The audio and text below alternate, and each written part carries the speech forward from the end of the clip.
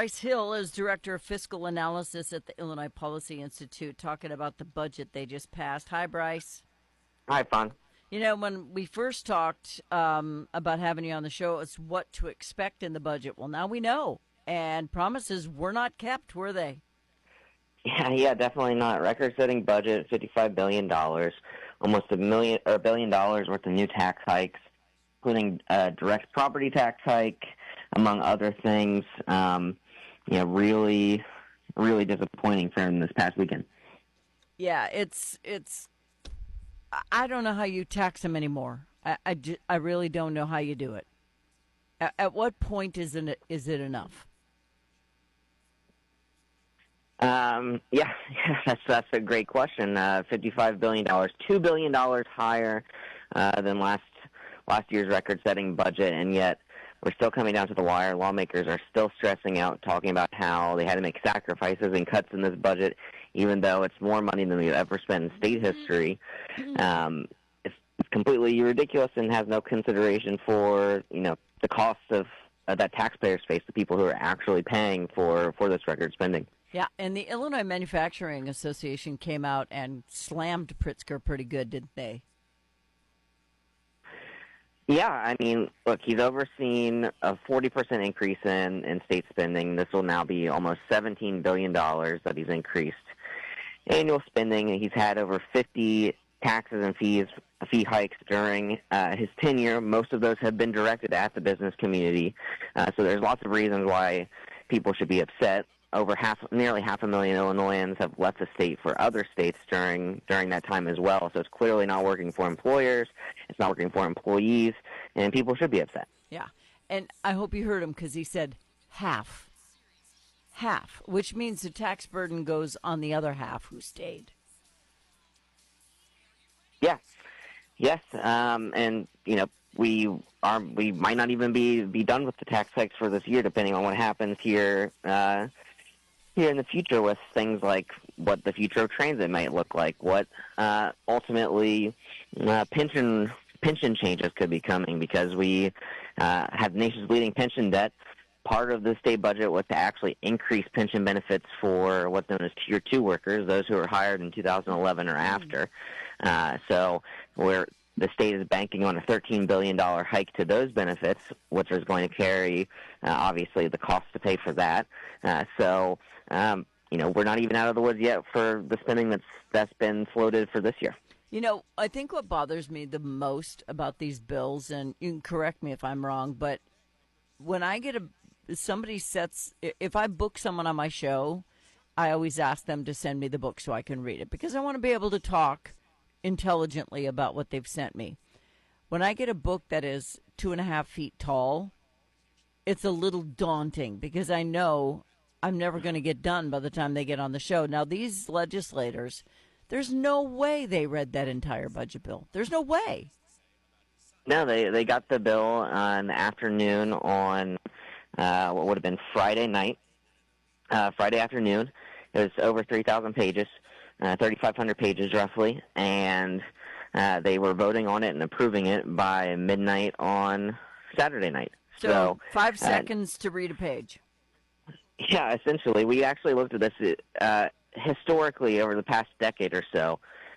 You have less than 30 seconds to read every single page that is in the budget. And they're written so that, I don't know if everybody's a lawyer who gets sent to the legislature, but it's written in a way that's very difficult to understand what you're even reading. Sure, and this was evidence. I don't expect many people were watching what was happening in Springfield late into the night on Saturday like I was, but in the back and forth between the General Assembly members, they're answering questions, asking each other questions in the very limited time that they have to, quote-unquote, debate the budget, which was, by the way, limited to 4 speakers from each side of the aisle, essentially, before they ultimately had to take a vote. The bill sponsors themselves were asked questions about, okay, how much exactly will this tax raise? What exactly will this tax change do?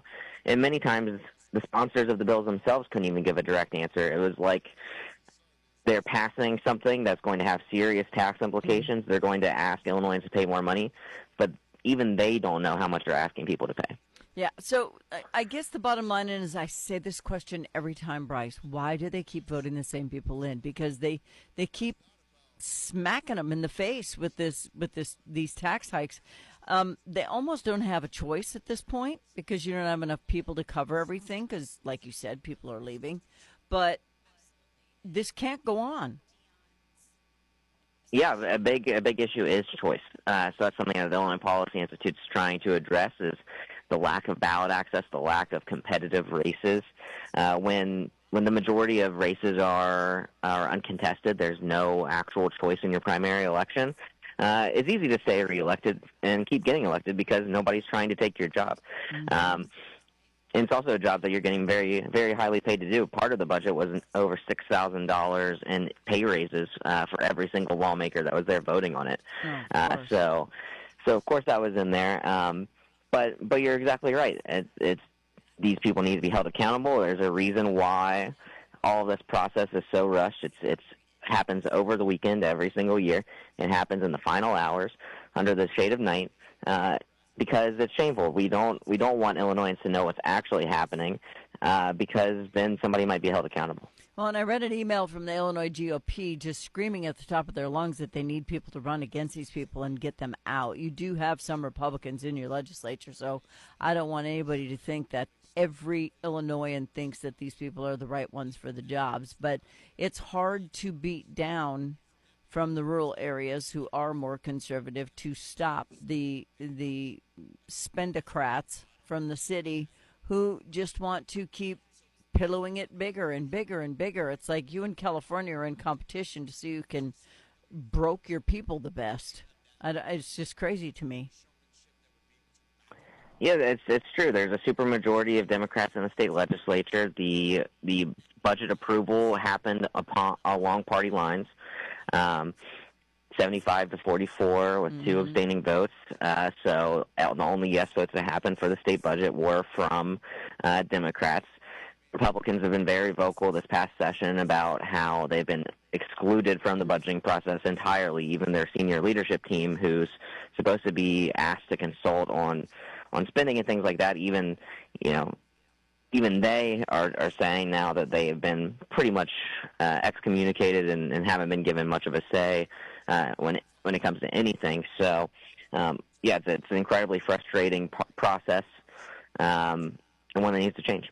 Yeah, and before I let you go, and I'm almost out of time, but they're making significant changes to the pension code, as you said, but they're making it worse, not better. Because, when you lower the retirement age, which is good for people, but they haven't done anything about the pension system itself. So it's like now you're going to be paying even more because they're going to retire younger. It's crazy to me.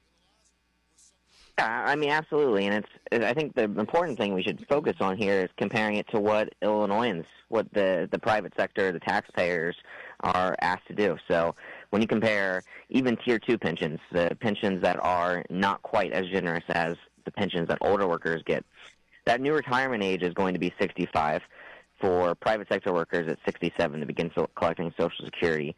But also within that is the ability to actually have an early retirement 5 years earlier than that at age 60, and there's the potential to not even have any sort of reduction in your retirement when you do that. Mm-hmm. So really, the true full retirement age in that bill is going to now be 60 years old, far earlier than what most Illinoisans could ever afford to retire themselves to begin collecting Social Security or any of their other retirement funds.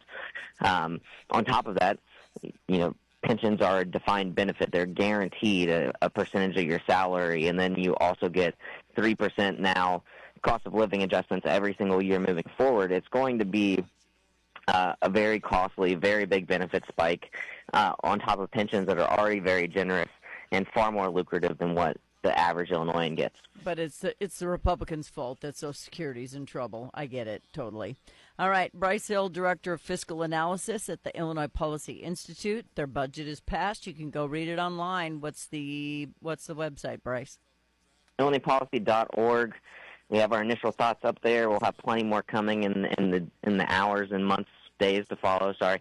So everything IllinoisPolicy.org you can find there. Everybody check it out. Thank you, Bryce. Thank you, Fun. Bye-bye.